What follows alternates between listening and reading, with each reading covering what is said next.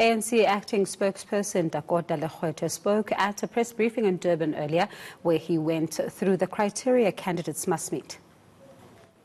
There is no doubt that the African National Congress list process is the most comprehensive and transparent in South African political terrain, guided by a set of guidelines that ensure internal democracy. The guidelines ensure that the core values of the ANC are reflected in the caliber of people who get nominated to become the ANC public representatives in parliament and provincial legislatures. This includes, amongst some of our core policies, 50% of women representation, which is in line with Rule 6 of our Constitution, a minimum of 20% of young people in our list, which is also part of the guidelines. The National List Conference looked at the broad guidelines to ensure that non-racial character of the ANC, gender parity, and generational mix find a practical expression in the list in the public representatives. The conference was emphatic that in instances where adopted principles and guidelines are not met, it will not hesitate to intervene. The conference affirmed that the ANC list of public representatives must meet the following core principles. The first one being that candidates must be electable in terms of the guidelines. Candidate must enhance the integrity of the ANC. In addition, the list guidelines provides that candidates must meet the following criteria.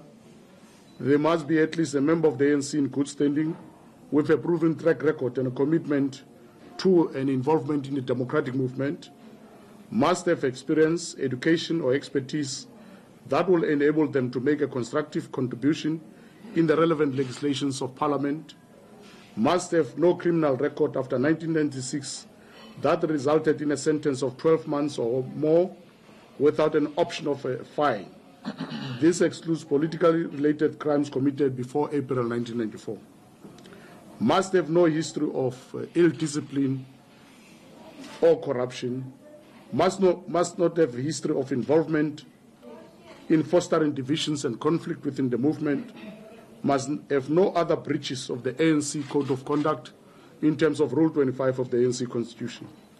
In ordering the list, the conference will ensure that the following processes have been adhered to: that the top 25% voted for in the provincial list conference will automatically go in safe places to ensure that those in the most support from the democratic process are not excluded, that the top 150 names for the number of seats of 100 names are needed. This means that 150 names that have received the most support are then used for a short list that will be able to use the order of the list based on the criteria. That 150% of the list will ensure that we have sufficient reserves. The list committee may use interviews and other procedures to help with the ordering of the list. On all ordered lists, every second name must be a woman, at least every third name a person with a specialized expertise.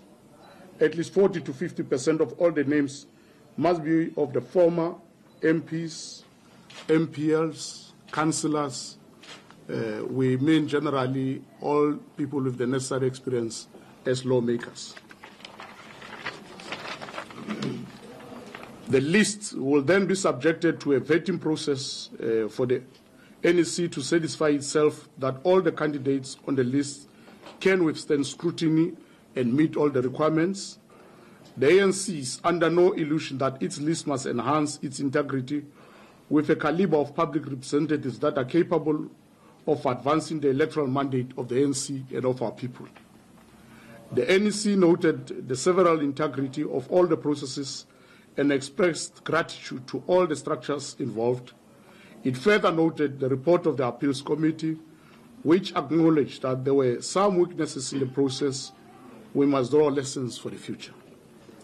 The Extended National Executive Committee agreed that various consultative processes will be undertaken to meet the objectives that both the structures has identified in strengthening its list and all the lists. This criteria encompasses the principles of the ANC, such as non-racialism, non-sexism, generational mix, integrity, political acumen and expertise. The NEC affirmed that this conference marks a major milestone in the finalization of the ANC list process. As elaborated in the guidelines, the constitution of the ANC and other relevant documents, a variety of vetting processes will be undertaken, including verification of relevant documents, checking of criminal records, as well as matters pertaining to the integrity as enshrined in both the ANC constitution and other policy documents. These processes will determine the final list that the ANC will submit to the Independent Electoral Commission at the appropriate time, in line with the gazetted timeframes of the Independent Electoral Commission. The recently released Ipsos poll predicting a 61% election outcome reflects an improving voter sentiment in favor of the ANC.